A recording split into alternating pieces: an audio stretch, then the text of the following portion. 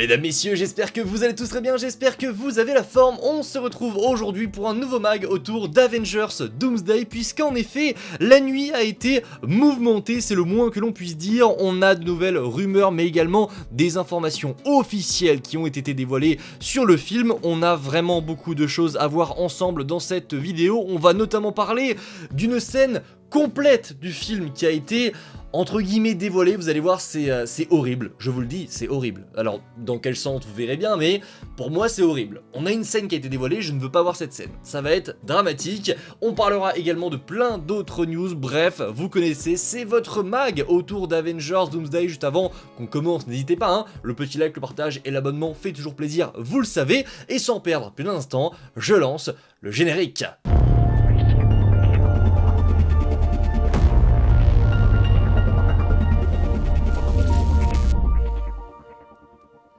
Et on va commencer avec les déclarations d'un certain David Harbour. En effet, l'interprète du Red Guardian nous a dévoilé plusieurs informations autour du film, et il y en a qui font vraiment plaisir. Il a commencé par comparer la saison 5 de Stranger Things et Avengers Doomsday. Ça peut paraître un petit peu surprenant, mais honnêtement pas tant que ça. On sait que Stranger Things, voilà, c'était la dernière saison, et puis on a vraiment, avec la série, grandi en termes d'ampleur. On a vraiment une saison 5 qui ressemble à un blockbuster américain qui pourrait sortir au cinéma, et ça tombe bien, hein, la saison 5 s'était terminée au cinéma, et il a déclaré, je cite, ce film est gigantesque, en parlant d'Avengers Doomsday. Je pensais que la saison 5 de Stranger Things était énorme, mais c'est sans doute le projet le plus ambitieux auquel j'ai participer. Ça montre encore une fois à quel point Doomsday est colossal, à quel point l'ambition derrière ce film, c'est probablement, je peux le dire je pense, hein, le plus grand film de super-héros de l'histoire, il n'y a pas de doute là-dessus. C'est le plus ambitieux, c'est celui qui réunira le plus de personnages et qui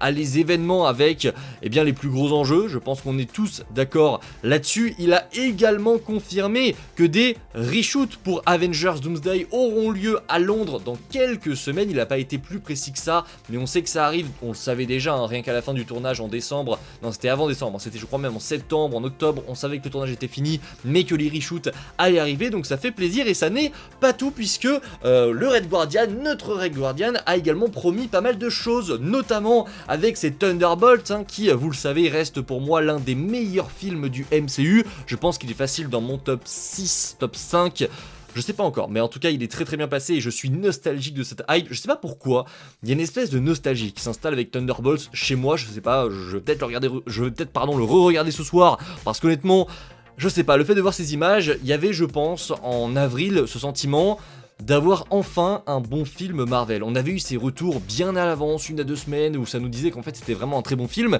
et ça fait tellement plaisir d'avoir eu un film comme ça. Et quand on me parle des Thunderbolts dans Avengers Doomsday, je suis content de pouvoir vous dire que je suis extrêmement hypé. Et donc il a promis que dans Doomsday, en interview du coup c'était chez Extra TV Now, qu'il y aurait de très beaux moments entre Alexei et Yelena, même plusieurs très beaux moments dans le film, donc ça fait plaisir. Et il a également dévoilé qu'il y avait une espèce de bromance qui s'était installée dans Doomsday entre Bucky, John Walker et son personnage, donc le Red Guardian. Ça fait plaisir, c'est des éléments en plus, hein, concernant les Thunderbolts dans Avengers Doomsday. Je pense que voilà, c'est pas des informations méga importantes, mais qui font tout de même plaisir. On va enchaîner, les amis, avec une information, c'est une rumeur cette fois-ci dévoilée par Daniel RPK hier soir, et alors celle-ci, elle va faire plaisir à beaucoup de monde. En effet, selon le scooper Daniel RPK, le Dr Doom ne serait pas seul. Et là ça fait plaisir, parce qu'on savait très bien que Doom est souvent accompagné soit d'une cabale, soit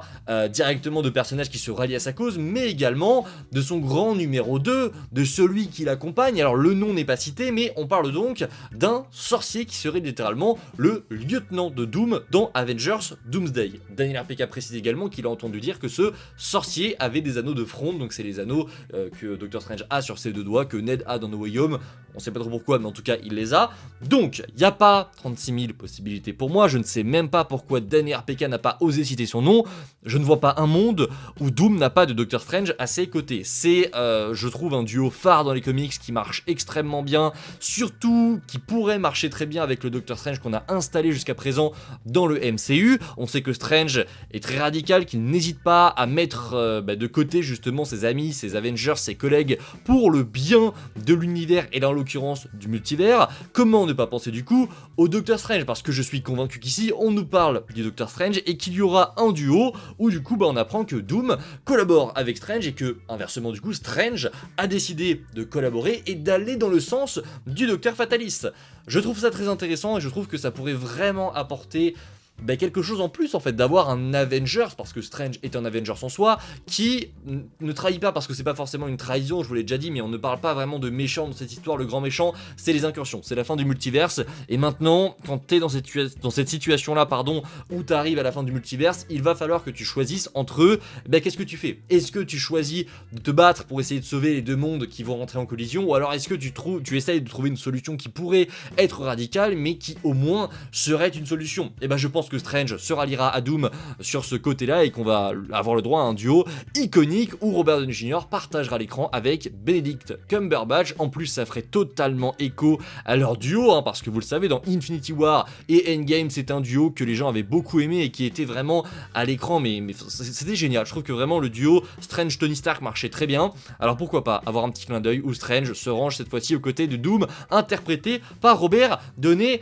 Jr. Les amis, on doit parler du plus grand personnage de l'univers Marvel, j'ai nommé le GOAT, Loki. Voilà notre Loki national. On vient d'apprendre une sacrée dinguerie, mais quand je vous dis une sacrée dinguerie, c'est que je vais même passer en écran normal. Là c'est chaud, âme sensible s'abstenir. On a appris le destin de Loki, comment est-ce que tout cela allait se terminer. C'est une rumeur signée My Time to Shine Hello, et alors là c'est terrible, je vous le dis, c'est... accrochez-vous, parce que visiblement dans Avengers Doomsday, le Docteur Doom devrait massacrer le TVA, et vous voyez la phrase, including Loki, en incluant Loki. Loki devrait se faire massacrer par le Docteur Fatalis. Par pitié Marvel, pas lui, enfin regardez sa tête. On le sent, il a choisi de se sacrifier, laissez-le tranquille. Alors ça fait quand même quelque chose, parce que j'en ai parlé dans la vidéo d'hier. Le TVA, c'est un lieu que les fans hardcore de Marvel qui regardaient Loki connaissent et qu'on apprécie, parce que là-bas, vous le voyez, le petit monsieur à côté de Loki, Owen Wilson, qui interprète Mobius, moi j'adore ce perso et j'ai hâte de le retrouver parce qu'il y a des rumeurs qui disent qu'il y sera.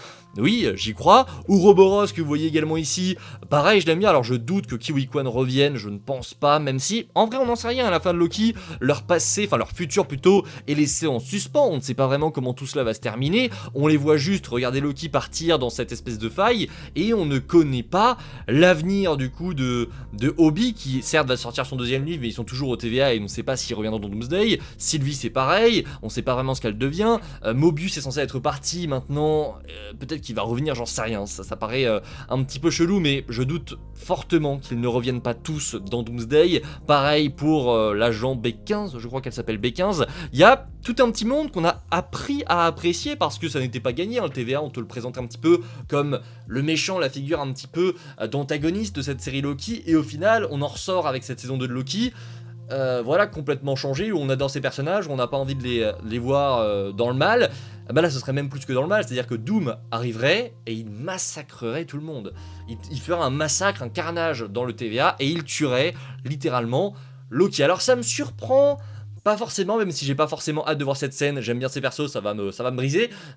Je comprends l'ambition déjà de montrer que Doom est puissant et qu'il va littéralement prendre le contrôle, parce que la force supérieure, ce qui est montré comme étant ce qui dirige le multivers, c'est le TVA. Donc faire en sorte que Doom arrive, pète tout et tue Loki, forcément dans la tête des gens tu te dis c'est lui qui prend maintenant le contrôle de tout, et il est littéralement au-dessus de tout le monde. Oui, de toute façon on le savait, pour que Doom arrive à ce qu'il veut obtenir, justement son Battle World, arriver à sauver le multivers, il va falloir qu'il confronte Loki, et ça on le savait, on en avait déjà parlé au moment où ça avait été annoncé, où le casting avait été annoncé. On savait très bien que Loki il était là, mais on connaît les comics, on connaît l'issue de ce qui arrive avec Yggdrasil et de ce qui va se passer dans Secret Wars. On savait pertinemment que dans tous les cas Loki est dans une situation délicate où il y a vraiment des chances pour qu'il se fasse éliminer par Doom, parce qu'il est l'ennemi potentiel et il est la figure qui s'oppose à Doom, et Doom va réussir, on le sait tous. Mais là c'est une confirmation que voilà, le Fatalis arriverait, et ce serait terminé quoi, zip zap zop, le TVA ça dégage. Paradox, bon Paradox on le voit ici, je m'en tape, hein. Honnêtement Paradox il a terminé, enfin je pense qu'il est en 11 actuellement, ça me fait ni chaud ni froid si jamais on le bute. Mais par contre les autres c'est compliqué, voilà, Loki, Mobius par pitié, ça serait très fort comme scène de voir une espèce de Thanos qui détruit le vaisseau, le vaisseau des Asgardiens à la fin d'Infinity War, mais cette fois-ci en version TVA où Doom débarque et tu vois les locaux en feu, tu vois Loki par terre, enfin je sais pas s'il sera au TVA mais j'imagine plutôt une scène de confrontation directement dans Yggdrasil, hein. Vous l'avez tous en tête je pense cette scène, on se l'est tous imaginé, avoir cette scène où Doom monte les marches que Loki a montées, il est en face de Loki et il lui brise la nuque ou j'en sais rien, il le tue. Ça pourrait être une scène mais mémorable où les deux confrontent vraiment leurs idées, leurs objectifs, où il y a une longue scène de dialogue entre les deux, ça pourrait être incroyable.